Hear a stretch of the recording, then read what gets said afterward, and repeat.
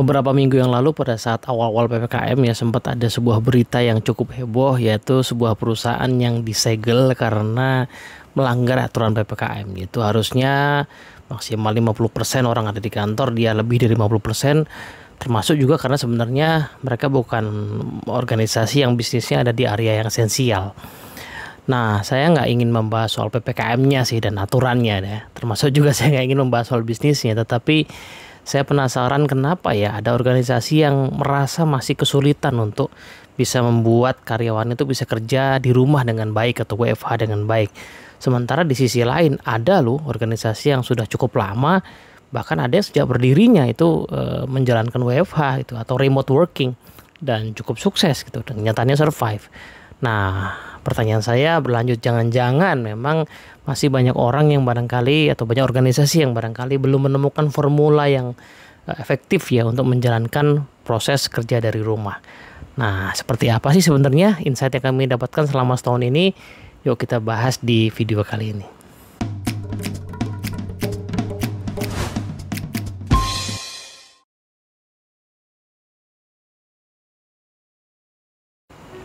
Assalamualaikum warahmatullahi wabarakatuh. Halo teman-teman semua, ketemu lagi di Dunamis Insight. Kali ini kita mau bahas tentang apa saja sih tips-tips yang kami temukan selama setahunan ini menjalankan WFH. Ya kebetulan Dunamis ya setahunan inilah ya cukup banyak kita menjalankan WFH. Dimulai dari tahun lalu yang sangat ketat, kemudian sempat agak diperlonggar, kemudian diperketat lagi gitu ya. Alhamdulillah kita menemukan ada banyak hal di mana kita bisa tetap produktif, bahkan mungkin lebih produktif dari pada saat kita mesti pulang pergi kantor gitu ya. Nah, cuman saya mau kasih disclaimer dulu bahwa kita tidak membahas ya organisasi yang memang bisnisnya tidak memungkinkan seperti itu. Kita nggak juga membahas bahwa organisasi yang bisnisnya itu sektor esensial ya, atau yang bisnisnya itu memang harus berhubungan dengan peralatan misalnya, dengan orang yang memang nggak memungkinkan untuk WFH. Kita mau fokus kepada organisasi yang sebenarnya bisa WFH, tapi sering muncul keluhan yang kami temukan. Aduh, WFH itu nggak efektif, susah koordinasinya. Ya anak buah anggota timmu sih mungkin enak ya, dikontak gampang. Nih anggota tim saya nih, ya dikontak jadi WFH tuh kayak ngilang gitu, kayak libur. Ada bahkan salah satu bank yang pimpinannya itu mengeluhkan begini. Ya kan, jadi pada saat dia bikin giliran soal WFH terus ada yang protes, kok saya cuma dapat 1 hari seminggu, teman saya dapat 2 hari seminggu gitu kan, dengan kalimat yang kok saya cuma dapat 1 hari libur seminggu padahal teman saya 2 hari libur. Nah, kalimat libur inilah yang kemudian bikin para pimpinan ya mungkin mencak-mencak gitu ya, WFH itu bukan libur gitu ya. Nah, beberapa pengalaman kami ini kalau saya coba cluster gitu, saya sih mendapati ada 4 hal. Yang pertama responsibility, yang kedua adalah accountability, yang ketiga synergy, dan yang keempat adalah managing energy atau enhancing energy. Nah, kita bahas satu-satu ya. Jadi responsibility itu gimana? Responsibility itu artinya begini, WFH itu baru efektif kalau kita menyadari bahwa segala tugas kita itu ada di dalam tanggung jawab kita. Jadi selama kita masih bekerja di organisasi itu, maka segala hal yang menjadi tanggung jawab kita itu milik kita. Kita harus punya rasa kepemilikan terhadap tugas-tugas. Nah, ini sesuatu yang sangat challenging terutama kepada atau bagi orang-orang yang memang selama ini senangnya disuruh-suruh. Senangnya diperintah, senangnya kemudian dikasih tugas yang tinggal dikerjakan. Nah, padahal begitu dari rumah, kontrol orang lain itu hampir-hampir nggak ada. Ya kan, kalau di kantor misalnya orangnya berangkat itu pakai mungkin pakaian kerja, kemudian duduk di ruangan gitu misalnya, sehingga ada dalam pengawasan para pimpinan misalnya. Nah, di rumah nggak begitu ya, tidak ada yang bisa mengawasi. Begitu handphone mati misalnya atau listrik mati misalnya, atau handphone dimatikan lah gitu ya, maka tiba-tiba orang lain nggak bisa mengendalikan kita. Sehingga dasar pertama adalah responsibility, yaitu menyadari bahwa segala tugas kita itu ada dalam tanggung jawab kita, dan selama kita masih menerima gaji sebenarnya kita punya tanggung jawab penuh atas tugas-tugas kita. Memang jam kerja di dalam WFH itu tidak patok, tidak baku. Saya menyadari itulah, dan saya pikir saya menyepakati ya, kita nggak bisa baku-baku banget ya, patok-patok banget soal jam kerja 8-5 misalnya begitu, karena kenyataannya ya kadang-kadang di tengah-tengah memang ada urusan rumah tangga yang nggak bisa dihindari ya. Saya mendapati misalnya ada seorang kawan yang lagi jam kerja tiba-tiba keran rumahnya bocor gitu, kan nggak mungkin ditunda dulu, ntar lagi jam kerja benernya nanti ya orang bocor kenyataannya gitu kan, atau anak atau keluarganya sakit misalnya, jadi jam kerja mungkin aja karena satu dan lain hal terpaksa dipakai untuk keperluan pribadi. Tapi at the same time sebenarnya para atasan juga seringkali memberikan instruksi di luar jam kerja, entah pagi-pagi pas lagi kepikiran atau pas malam-malam ya di luar jam kerja. Artinya jam kerja memang agak lebih cair, tapi justru karena hal itulah sebenarnya maka responsibility jadi penting ya. Nah, tantangannya pada saat kita bekerja di rumah, boundary antara kerjaan dan juga kehidupan pribadi itu nggak terlalu clear ya kan, sehingga akan sangat mungkin kita merespon ya keseharian kita based on stimulus yang ada di sekitar kita. Jadi kalau kita nggak ambil kendali nih, maka mood kita dikendalikan oleh situasi di rumah, ya dikendalikan oleh anggota keluarga, bisa dikendalikan oleh mood kita pada saat hari itu, ya dikendalikan oleh cuaca, bahkan dikendalikan oleh situasi di rumah kita. Nggak tahu kan, orang rumahnya beda-beda, ada yang rumahnya di dekat mungkin industri apa yang sangat berisik misalnya. Nah, kalau kita nggak ambil kendali ya bahwa produktivitas itu ada di dalam diri kita, maka semua itu akan kita salahkan. Jadi responsibility jadi penting ya, bahwa segala tindakan kita itu tanggung jawab kita. Nah, responsibility yang kedua adalah responsibility terhadap target. Nah, kita mesti clear banget target kita tuh apa ya. Ya, target dalam arti besar, target setahun, target 6 bulan, target per kuarter, target per bulan, target per minggu, bahkan target per hari kita tuh apa. Kalau kita merasa nggak clear, maka klarifikasilah kepada para pimpinan kita gitu. Sebenarnya target kita tuh apa, atau berapa yang harus kita capai, apa aja mesti kita accomplish gitu. Nah, kemudian milikilah target itu ya, own the target. Itu responsibility kita gitu. Nah, responsibility yang ketiga adalah responsibility terhadap segala tindakan kita yang diperlukan untuk mencapai target itu. Nah, ini sekali lagi di kondisi WFH seringkali ini nggak baku atau nggak standar. Kenapa? Karena situasinya, apalagi di masa pandemi begini ya, ilmu-ilmu yang kita biasa pakai sebelum masa pandemi itu mungkin nggak langsung works gitu. Jadi kita mesti cari cara-cara baru, whatever it takes, selama itu legal, benar, baik, halal gitu ya harus kita coba. Ya kan, teman-teman misalnya yang di dunia perbankan nggak bisa ketemu nasabah secara langsung misalnya gitu, ya harus cari cara yang lain supaya menggunakan media sosial misalnya untuk bisa connect dengan nasabah, atau nggak bisa mengkolek gitu ya, nggak bisa menagih dengan langsung gitu ya, akhirnya harus menggunakan media lain, ya itu mesti dicari caranya. Nah, tapi intinya cara itu akan ketemu kalau kita punya responsibility terhadap action. Jadi responsibility terhadap keseharian mood kita, responsibility terhadap target kita, dan responsibility terhadap segala tindakan yang diperlukan. Nah, sehingga realnya, nah ini menarik nih, realnya adalah nyambung ke poin yang kedua, yaitu accountability. Orang yang kerja di rumah secara efektif itu adalah orang yang accountable, yaitu dia secara transparan perlu mendeklarasikan, saya mau ngerjain apa tiap hari, dan kemudian melaporkan apa yang sudah selesai saya kerjakan, mana yang masih terpending, mana yang masih berlanjut, mana yang memang ada hambatan gitu. Nah, pengalaman kami itu dideklarasikan di sistem yang sangat simpel ya. Tiap hari kita punya pertemuan di jam 8 pagi sampai jam setengah 9 gitu untuk mendeklarasikan itu ya. Seluruh anggota tim mendeklarasikan apa yang mau dikerjakan di hari itu. Nah, ada beberapa tim yang merasa perlu untuk sorenya juga melakukan hal itu. Jadi paginya dideklar, sorenya kemudian dipertanggungjawabkan lah ya gitu. Tapi kebetulan tim saya nggak seperti itu. Kita cukup di pagi hari saja. Nah, besokannya baru ya, besokannya kita report. Dan itu kemudian di zaman sekarang kan mudah sekali. Kita tinggal taruh plan kita itu misalnya di cloud gitu. Kemudian ya kita ketikin aja di situ. Nah, pas kita pagi-pagi kita report sambil kita pakai present, pakai Zoom ya, tiap orang bisa lihat Teddy ini ngapain aja dan teman-teman yang ngapain aja, kemudian yang kemarin udah selesai apa belum, apa masih ongoing dan lain sebagainya. Sehingga tidak ada curiga, tidak ada prasangka gitu, semua orang terbuka ya kerjaannya ngapain aja. Nah, termasuk kalau kita kemudian butuh bantuan ya kan, kita butuh bantuan orang, kita bisa lihat siapa yang bisa bantu kita, kan kelihatan di situ siapa yang hari ini agak longgar dan lain sebagainya, siapa yang betul-betul penuh misalnya dan nggak bisa diganggu gugat, ya kelihatan juga di situ ya kan. Nah, pertemuan-pertemuan yang rutin seperti ini membuat irama akuntabilitas kita menjadi terjaga.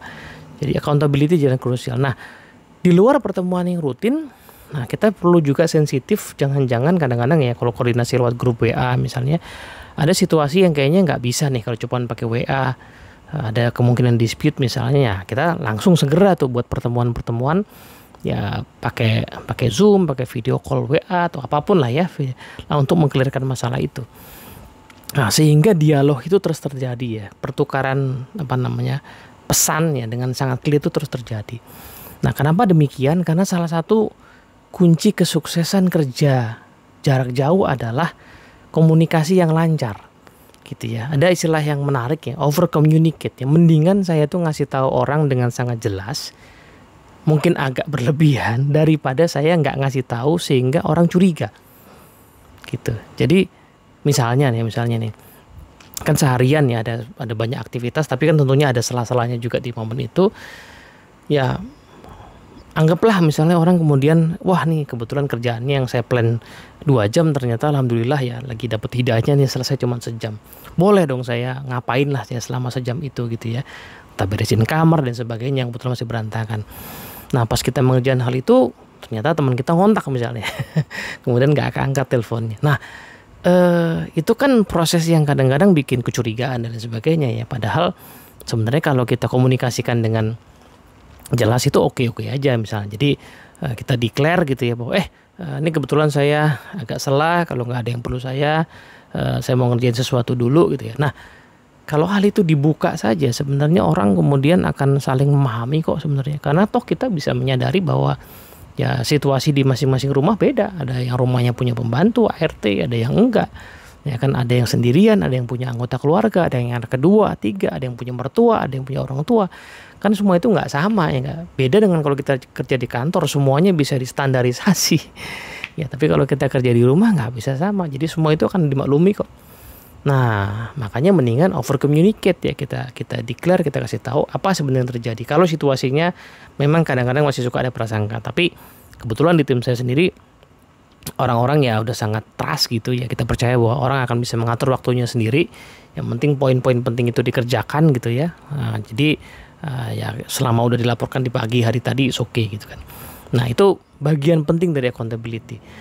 Nah yang ketiga adalah sinergi. Nah sinergi itu tadi ya, karena satu dan lain hal kadang-kadang orang kesulitan mengerjakan sesuatu. Kalau kita di kantor kan gampang ya saling bantu, tapi kalau kita di rumah kadang-kadang nggak semuanya tuh langsung kelihatan ya, nggak mesti kesulitan teman kita langsung kelihatan depan mata.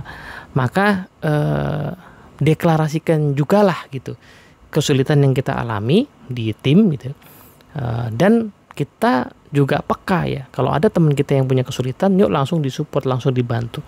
Termasuk bagi orang-orang yang sedang sakit misalnya, apalagi kondisinya kayak sekarang ya, memang bisa jadi teman kita nggak kena COVID misalnya, tetapi keluarganya yang kena COVID, itu nggak mudah loh mengatasinya. Apalagi yang serumah ya, harus diisoman misalnya. Nah, apalagi sampai teman kita yang kena COVID. Kena COVID pun kalaupun isoman, ternyata yang saya amati nggak semudah itu juga, terus kemudian bisa sambil disuruh kerja gitu. Kita mesti empati juga, so mesti sinergi untuk saling menutupi kekurangan yang terjadi akibat kondisi masing-masing gitu. Nah karena kita juga nggak pernah tahu, jangan-jangan kita yang butuh dibantu nanti ya, tiba-tiba kita kena COVID juga ya, kita nggak berharap ya, tapi kalau itu terjadian, nah sinergi jadi penting. Kenapa? Karena ya sekali lagi kita nggak bisa lihat langsung dan langsung berkolaborasi saat itu. Nah justru kepekaannya untuk mengerti apa yang kira-kira orang butuhkan, untuk mengerti apa yang kita bisa support ke orang lain. Nah sistem pertemuan rutin tadi jadi sangat membantu untuk saling terbuka dan saling mengisi gitu. Nah yang terakhir adalah poin untuk enhancing energy atau managing energy.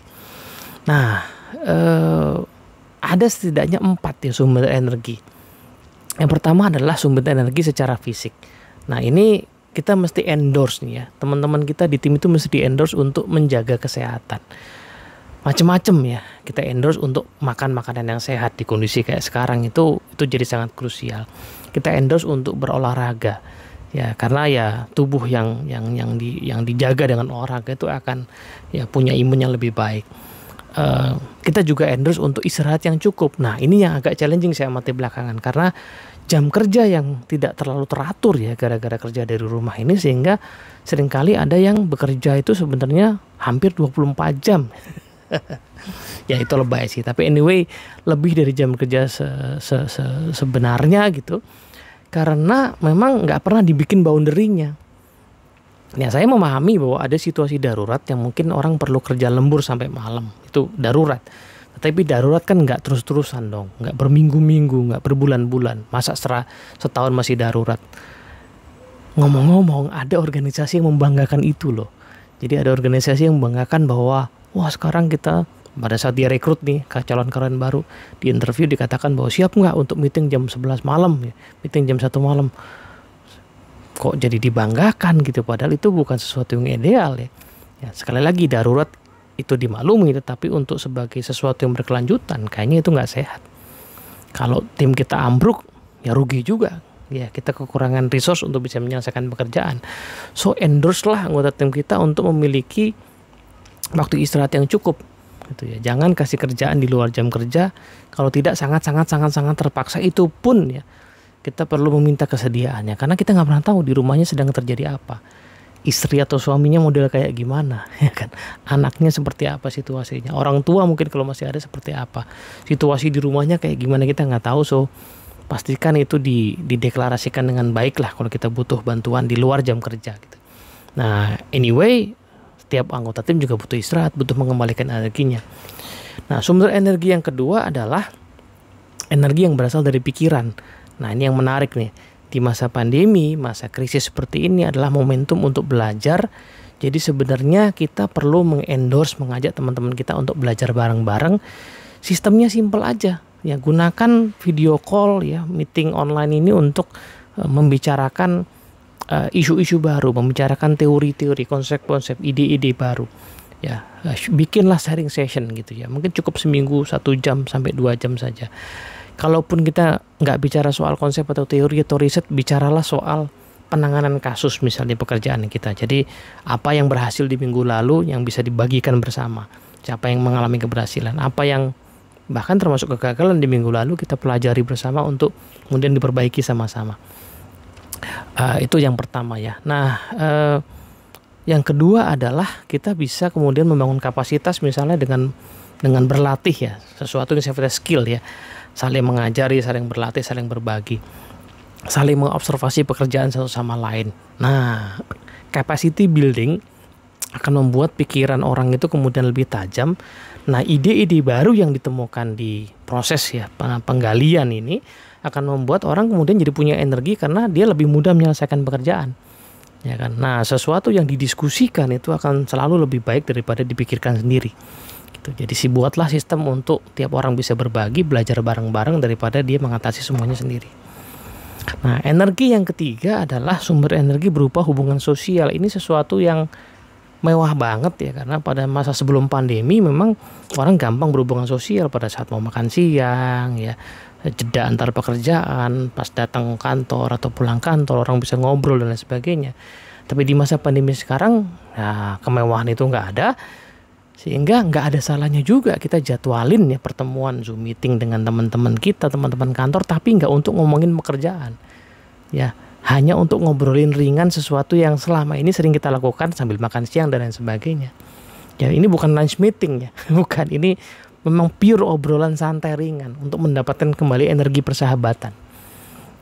Gitu. Nah, yang terakhir adalah energi yang berasal dari jiwa seseorang, gitu ya. Nah, ini juga sangat menantang karena banyak kecemasan di masa-masa belakangan ini. Ada sebagian orang yang kadang-kadang mengalami burnout ya, mungkin juga cabin fever gitu ya. Nah, kepekaan kita untuk segera mengenali situasi emosional yang di luar rata-rata. Nah, kemudian kita bantu, jangan sampai ada yang stres berlebihan, jangan sampai ada yang apalagi sudah ujung-ujung jadi depresi, itu bahaya banget gitu. Nah, sebelum itu terjadi, maka kita peka satu sama lain. Ada nggak sih teman-teman kita yang lagi kesulitan, stres, bingung, khawatir, cemas? Nah, itu kalau bisa minimal diajak ngobrol. Ya, supaya jangan sampai berlebihan, nanti kemudian akhirnya harus dapat bantuan profesional.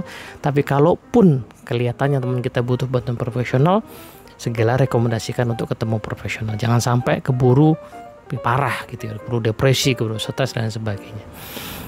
Nah, 4 sumber energi ini akan membuat ya tim kita kemudian punya sumber daya, punya api yang selalu terjaga, sehingga justru ya di masa krisis ini segala aktivitas ini jadi bermakna gitu. Nah, harapannya, ini berita bagusnya, setiap krisis selalu melahirkan peluang, sehingga moga-moga setelah masa pandemi selesai, itulah momentum ketika kita punya hubungan yang lebih baik, kapasitas berpikir lebih baik, sinergi yang lebih baik, bahkan keterampilan bekerja yang lebih baik. Kenapa? Karena kerja offline oke, kerja online juga oke, gitu ya. Nah, sampai di sini dulu, moga-moga manfaat. Assalamualaikum warahmatullahi wabarakatuh.